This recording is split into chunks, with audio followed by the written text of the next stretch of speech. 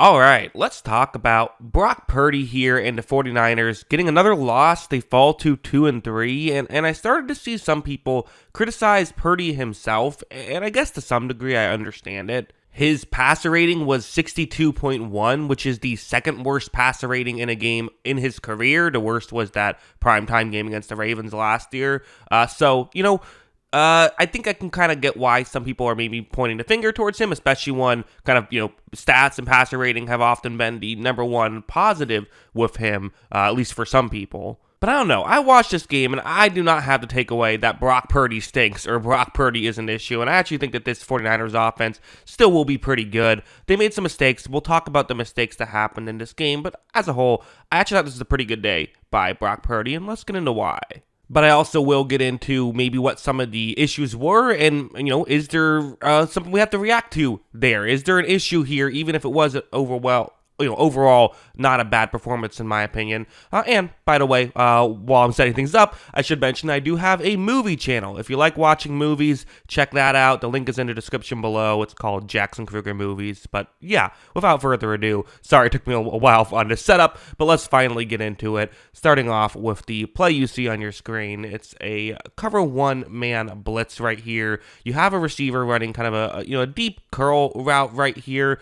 This is Brandon Ayuk, and this is really going to, I think, show off in many ways what Purdy does so well, where watch what happens. Purdy takes a snap, and look at how quickly he's going to get rid of this football. I mean, he throws this one really early, I think, compared to what other people would do. I think a lot of people would wait and see if it's getting open before making this throw. But here for Purdy, he likes this throw because he can tell it looks to be in a pretty good spot. I mean, he got rid of the ball before Ayuk cut. If this was the miscommunication, it would have been an interception. So you got to have faith in your receivers here. But because of that, Ayuk is able to get wide open, and not just that, but he makes a move. As of right here, you're expecting Brandon Ayuk to, now surely he's going to go down, right? Well, watch Brandon Ayuk. Hey, nice to see him be making plays like this again. Obviously he's had some turmoil with the whole contract stuff and everything.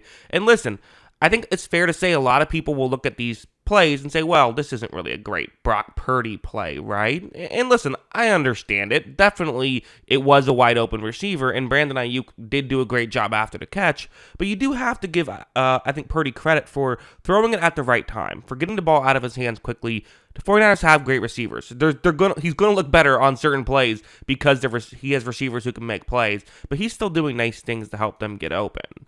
Like this play's another one. This is the Brandon Ayuk. This is just a really good play where it's a 3rd down and 6. You have Ayuk running a route that's going to be going more over the middle right here. Watch as when you see, Purdy takes the snap and, right now he's under pressure. So this is not going to be an easy throw.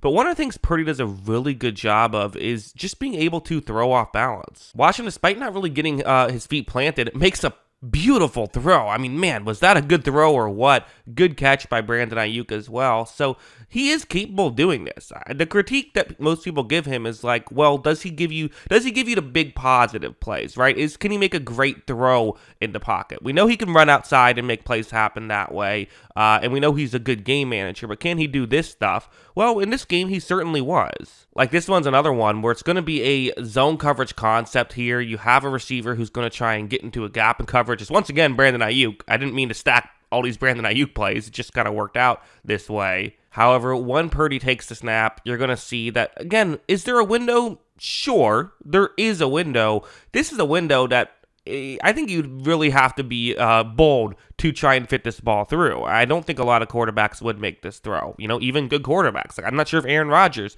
takes this chance right here. But here's what I like about this from Purdy. Again, it's timing. And I talk about this so often when it comes to quarterback play. Timing means so much. It's not just about the fact that you have to fit it through a tight window.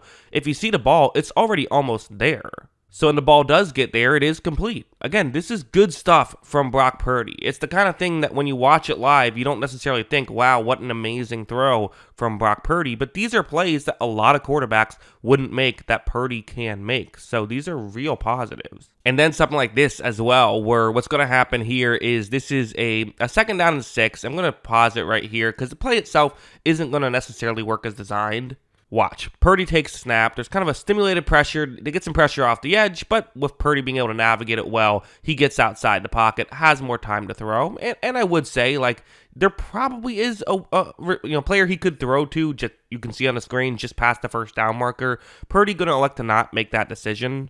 Instead, you see him kind of scramble back over the other direction at this point. They're able to get to this spot where, again, this is kind of what Purdy gives you is, I think he's a really underrated runner, which is weird because, I mean, when I was watching him in college, this was actually his best trait, was when a play broke down, being able to make stuff work.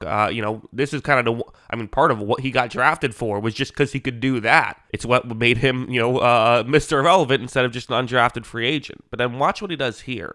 You're going to see him continue to step up, and he was able to pick up a decent gain. Actually gains more yards than had he thrown it on that guy I said maybe he should have thrown it to earlier. Again, he'll give you this stuff. He will give you things when a play breaks down. So, yeah, this was very good from Purdy. But as I mentioned, you might be sitting here saying, wait, if it's all good, I thought you said this was the second worst passer rating game of his career. What happened? Well, first, this play, it's going to be you see the blocking concept on your screen right here, but the issue for the 49ers is that Cardinals player is going to be rushing the passer. Okay, that's an issue, right? You have to make sure that someone else can block him. Well, you have a halfback who can block that way, and that's why the center is blocking towards the left, so, you have someone on the right who could pick up a blitz if that happens, but the Cardinals aren't just sending 5 here. That player is going to be rushing in as well. They're sending 6, and this is going to be an issue for Brock Purdy as there is no one to pick up that Cardinals player. So when this play begins, the one critique is you probably like to say maybe Purdy should have read that a little bit earlier, but due to the pressure, the ball hangs up there and gets intercepted. This is kind of at the end of the game. Listen, would you have liked to see Purdy pick this up? Sure. It also was a really well schemed up pressure by the Cardinals. It was, he wasn't looking in that direction. Kind of unfortunate break there from Purdy. I think it's not unfair to say that he could have done something here, but at the same time, this certainly isn't that repeatable of a play. And the other interception was also pretty fluky. I mean, you see here, this is just going to be a batted up pass that gets intercepted. I mean, what are you going to do there? So those two interceptions, just they make a huge difference. They do. If you simply just take those two plays out of account, I mentioned this was a 62.1 passer rating game. Take out just those two interceptions, which you can't do, but if you were to do it, his passer rating would be over 90. So that kind of goes to show how important interceptions are when it comes to passer rating, and having a couple fluky ones can really hurt your rating.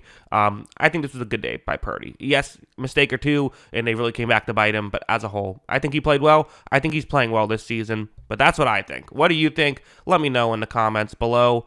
Always love hearing from ya, and of course, as always, thanks for watching.